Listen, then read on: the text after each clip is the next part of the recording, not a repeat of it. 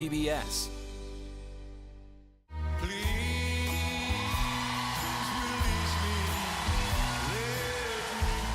Travel to Hawaii with Engelbert Humperdinck in concert.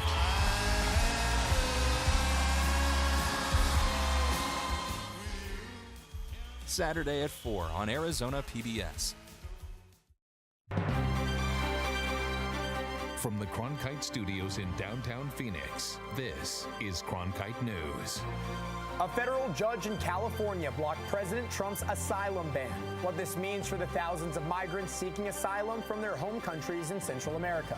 Plus, the California condor faced the possibility of extinction years ago. We'll track the efforts that are now boosting their population.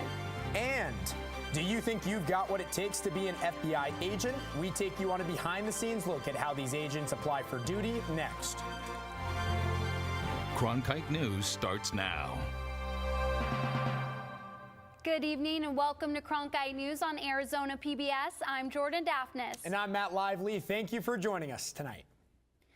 The White House and federal agencies are fighting back in the latest border battle. Last night, a federal judge ordered a temporary block on the Trump administration's plan to deny asylum to migrants crossing the southern border. Thousands of migrants have already arrived at the border and are staying in Tijuana. President Trump issued a rule blocking their right to apply for asylum earlier this month. Judge John S. Tiger from U.S. District Court in California handed down the ruling, saying that President Trump's proclamation conflicts with immigration law and the expressed intent of Congress. Spokespeople from the Department of Justice and the Department of Homeland Security released a joint statement saying, in part, our asylum system is broken and it is being abused by tens of thousands of meritless claims every year. As the Supreme Court affirmed this summer, Congress has given the president broad authority to limit or even stop the entry of aliens into this country. The restraining order will remain in effect until December 19th, when the judge has scheduled another hearing.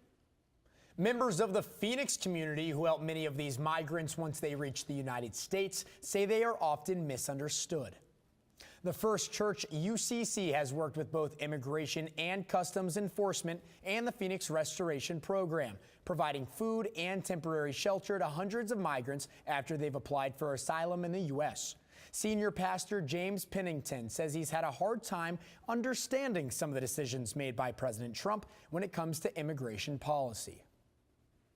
I think these immigrants and these refugees would be really contributing to our culture and to our society. And I really think it's important to consider that. So if he does and is allowed to, because supposedly he can make those decisions and those edicts, I just think that's not healthy for our country, because we can't, we just can't close our doors and our hearts to people that are seeking a better life. According to Minister Pennington, the number of immigrants being released into their care by ICE has gone up considerably in the last few weeks. First Church UCC also had the designation of a sanctuary church for some time. Even before today's asylum policy debate, hundreds of migrants from the caravan have already arrived near port of entry in southern Arizona. Douglas Mayor Robert Uri told KVOA that 2 busloads of Honduran migrants are now staying in shelters and private homes just across the border in Agua Prieta. A Mexican official said some other buses from the caravan were turned back because Agua Prieta could not handle the influx of people. President Trump might also give new authority to military troops who protect the border, personnel, and federal property. It would allow the nearly 6,000 troops at the border to intervene and protect migrants if they engage in violence. Airbnb has been a provider of living spaces for people looking for a place to rest their heads. Now, the company is opening its doors to refugees here in Phoenix. Reporter Cammie Clark explains Airbnb's Open Homes program. This house looks no different than any other here in Phoenix. But this house is used to help house refugees through the Airbnb program Open Homes, which has several partners, including Hospitality Services Center and the International Rescue Committee. When IRC called and said Airbnb was asking if we would be able to cooperate with them, we felt like that was a really good match. The refugees stay in the home for about 1 to 2 weeks for free. It's just part of the services the IRC offers. Here in Phoenix, we help resettle refugees from around the world.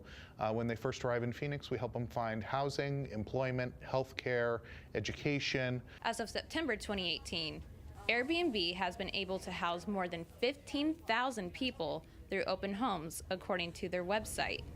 During the wintertime, it can be harder to house refugees here in Phoenix. Airbnb is making an effort to get more hosts. Hearing from someone you trust about something like this is so impactful, and so we're trying to spread the word person by person, neighborhood by neighborhood, because we know there's a huge interest in Phoenix in helping. Though there may be some uncertainty about who is coming into your home, the safety of open homes help refugees, many from the war-torn Congo, settle into new lives. They're fleeing violence and they're looking for a safe place to land. So I think that's probably the biggest hurdle to get over, is in people's minds who the refugees are and is it safe to have them in my home. Airbnb is looking to expand their open homes program to include other causes. In Glendale, Cammie Clark, Cronkite News. In 2017, Airbnb had pledged $4 million to the International Rescue Committee to help aid critical global populations over the 4 years, according to the Airbnb website. Arizona Governor Doug Ducey met with Senator-elect Kyrsten Sinema today. Ducey tweeted out that he and Sinema had a productive meeting about issues they can work on together, including Arizona's water future. CNN is reporting that Senate Majority Leader Mitch McConnell is lobbying Governor Ducey to choose Martha McSally to replace John Kyle in the Senate should he leave before his term ends in 2020. McSally, a two-term representative, lost her Senate bid to Sinema 2 weeks ago. The Arizona Supreme Court's justices elected Justice Robert M. Brutnell as the next Chief Justice and Justice Ann A. Scott Timmer to serve as Vice Chief Justice. Brutnell is a former Yavapai County Superior Court judge, and Timmer is a former State Court of Appeals judge. Both justices will serve 5-year terms starting July 1st. Today on Transgender Day of Remembrance, the Rainbow community on the Arizona State University campus hosted a visual remembrance. They're honoring the 22 transgender people killed worldwide this year, according to the Human Rights Campaign. Reporter Holly Bernstein takes us to the event and shows us resources available for those who might need it. Trans Day of Remembrance, it's usually a very solemn day because we're remembering the impact that stigma and transphobia has on our community still. Michael Lewis is at Hayden Lawn representing TransFam, a club focused on helping transgender students find community and access to resources. They identify as non-binary. It's not cosmetic, it's not a choice, it's something we're born as, and we just want to live. Today at Hayden Lawn, visual displays remembered those who have lost their lives this year due to transphobic violence, which is violence that relates to a person's gender identity. According to Gayatri Girirajan, the Director of Community Coordination for the Rainbow Coalition at ASU, there are a lot of ways violence can be inflicted upon people who identify as transgender. A lot of transgender people experience intimate partner violence. There's a lot of just street violence. There's a lot of violence due to the professions that trans people, often trans women of color, are forced to kind of be a part of because of the criminalization of their identities and lack of access to jobs because of discrimination. Girirajan says transphobic violence can take forms aside from just physical. Being misgendered every day or being denied the ability to express yourself as you truly are. Lewis says their group wants to support transgender individuals. In the end, everything will be okay, and you have a community and you have family here who will love and support you unconditionally, even if people in your life might not. Transgender people who need someone to talk to can call the Trans Lifeline at 877-565-8860. There are also several resources at Arizona State University and throughout the valley, including 1 in 10 in Trans Spectrum of Arizona.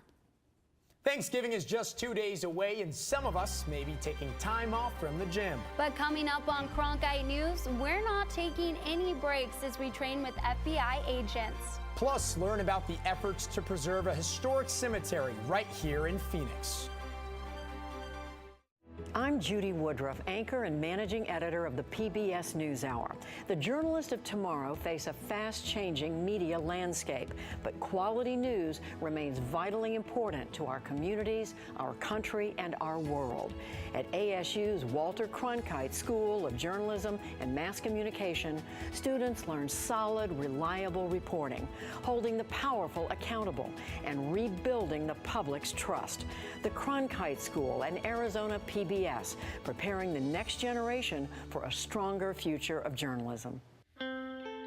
As journalists at Cronkite News, we report on stories that matter to you by focusing on the local impact.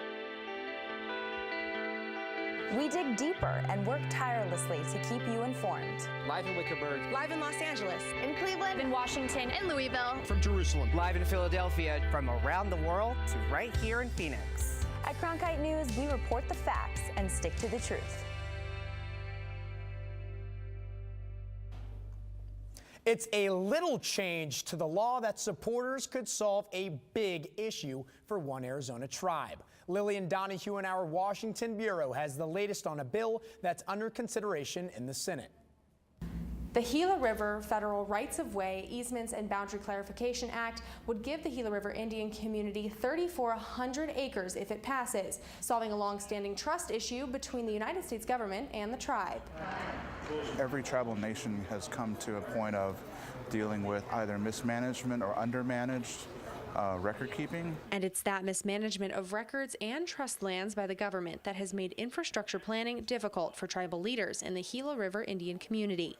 The House bill now pending in the Senate is in response to a lawsuit filed by the tribe a decade ago to regain land and trust rights they say were encroached upon more than a century before. Almost 150 years later, the Gila River Indian community sought resolution in the court, and ultimately the Department of Interior agreed to a settlement. They want to make sure sacred sites are protected by them and not outside influences, and this will allow for that to occur. Representative Tom O'Halloran introduced the bill and says it's just one part of a larger effort to right wrongs that have lingered in Indian country for too long.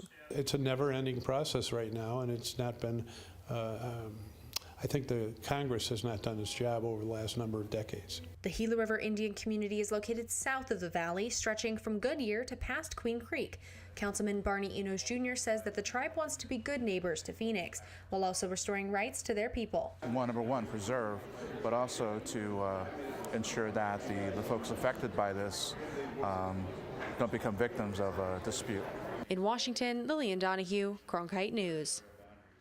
The bill would prohibit gaming on the affected land, but while the bill has already passed the House, time is running out in the Senate, which is only scheduled to be in session for 3 more weeks.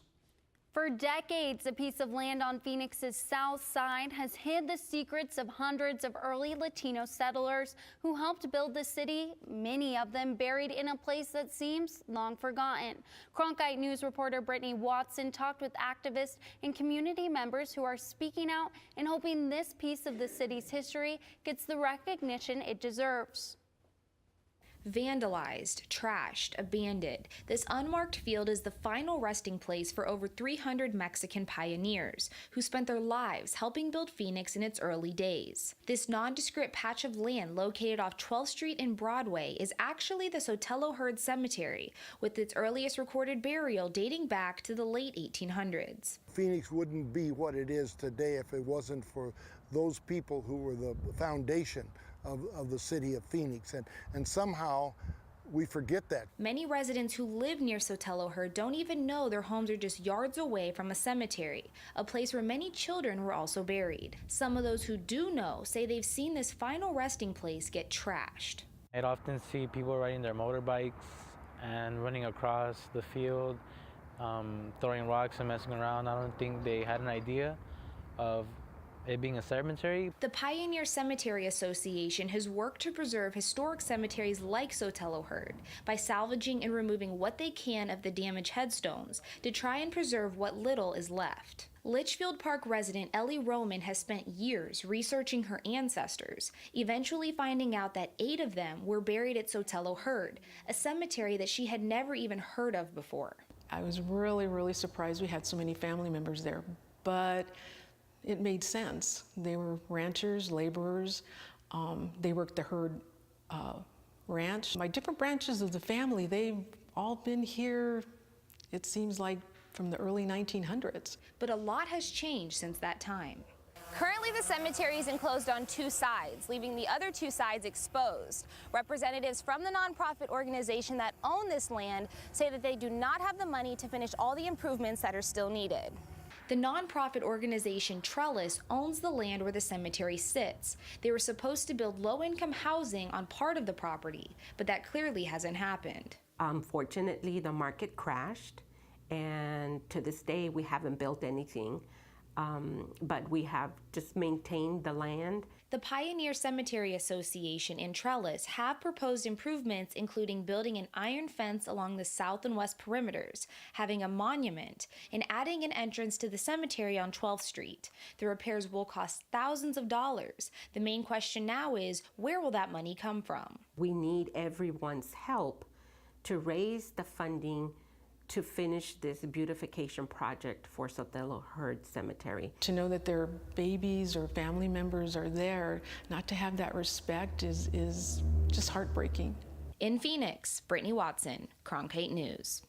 Representatives from both Trellis and the Pioneer Cemetery Association say they have plans to speak with the Phoenix City Council about taking ownership of the land and maintaining the cemetery. There's still no set date on when that meeting will take place.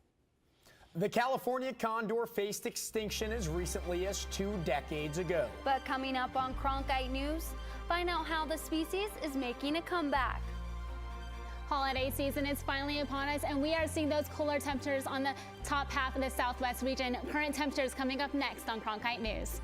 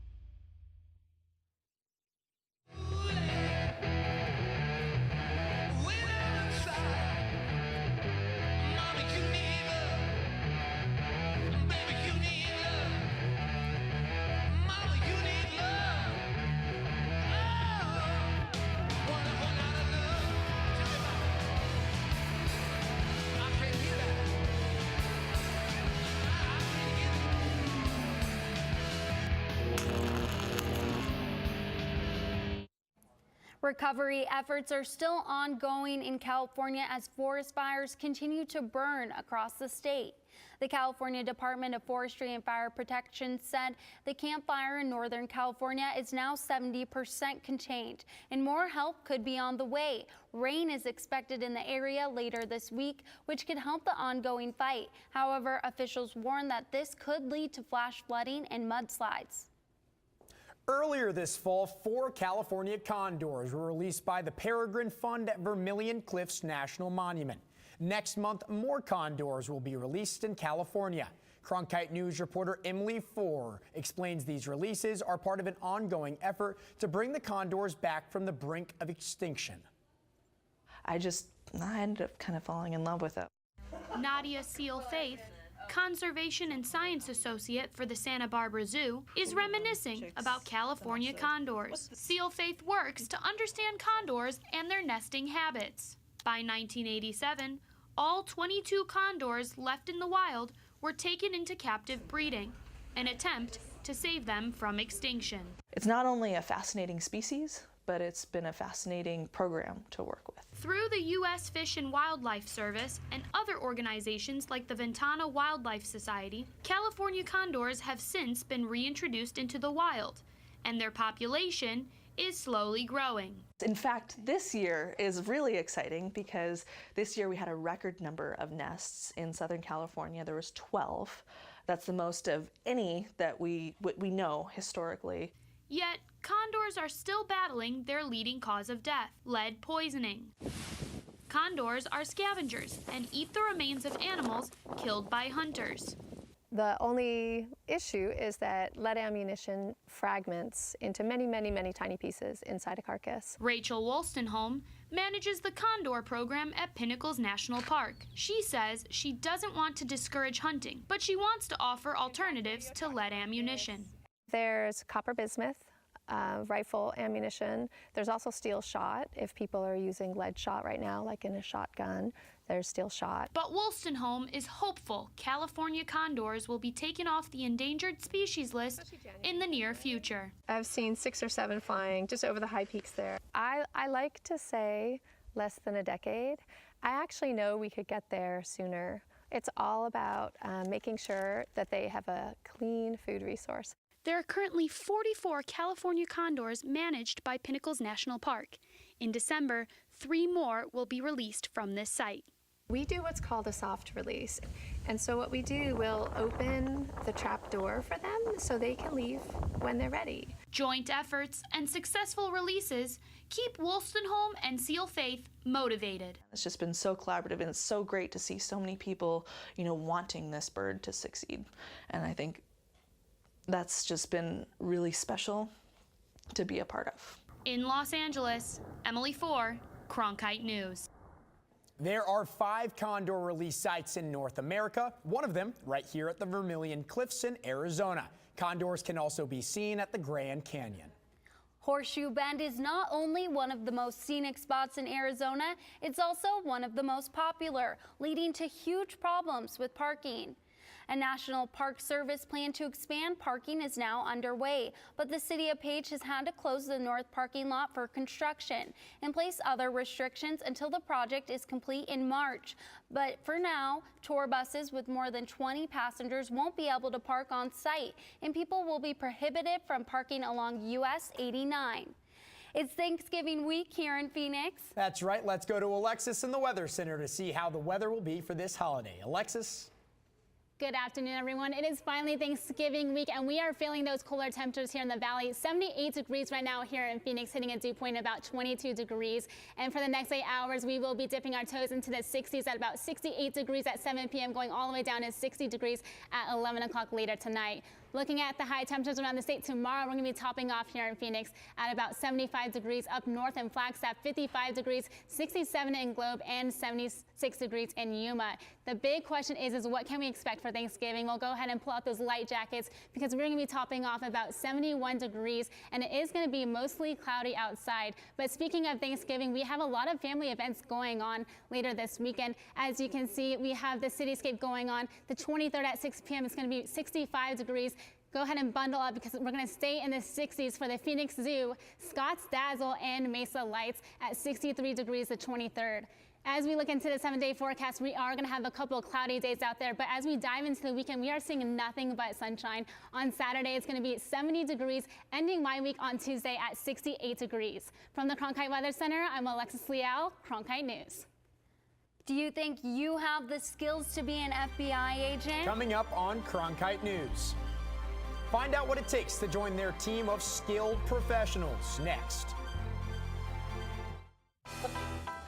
If you're looking for one show that tells you what happened that day in the world of business, it's NBR. We saw a classic shipwreck. Nordstrom's opening stores. Triple-digit gains. Crude climbs. We're there to help our audience find new investment ideas. The market still has room to go up. Nightly Business Report is the longest-running business television program in history. Weeknights at 10:30 on Arizona PBS. I'm Matt Berry, ESPN Sports Center anchor and graduate of ASU's Walter Cronkite School of Journalism and Mass Communication. With its bachelor's and master's degrees in sports journalism, the Cronkite School is preparing the next generation of sports journalists to tell stories that matter, stories that excite, inspire, and inform. Cronkite immerses students in covering sports at all levels in one of the country's top sports markets. It's this hands-on experience under the guidance of award-winning sports media veterans that shape the top journalist of tomorrow.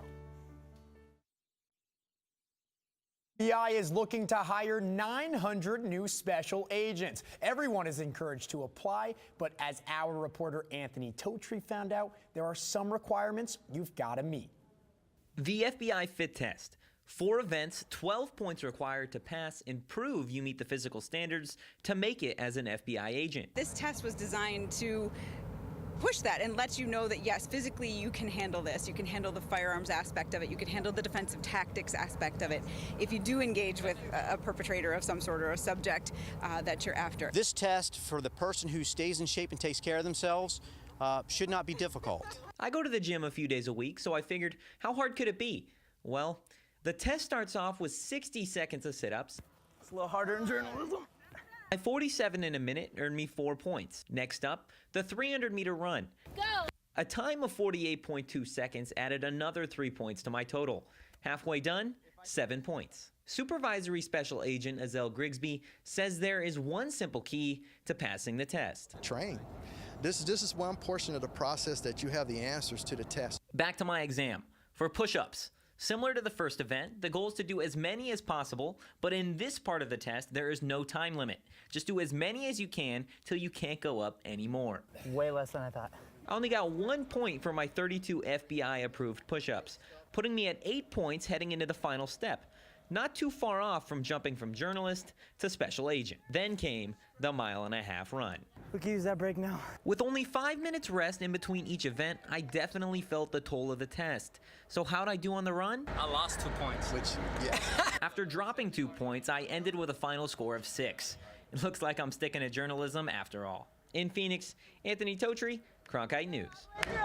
If you have any interest in looking to become an FBI agent, the FBI developed the FBI Fit Test app to help people get accustomed to the test. The app will count your push-ups, sit-ups, and give you your timed rest.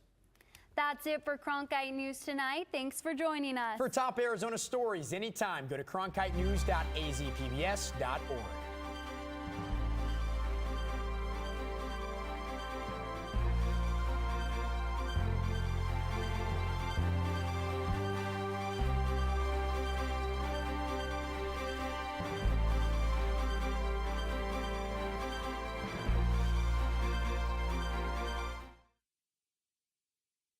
Support for Arizona PBS comes from viewers like you and from... Hi. Hi. You're picking up your SUV, right? Yes. Well, we not only fixed the dents, but we added a few things. Built-in 4G LTE Wi-Fi, Apple CarPlay compatibility, and a 7-inch diagonal touchscreen. We also painted it. Whoa. It's a Chevy. This is the Chevy Equinox. All those features come standard. That's awesome.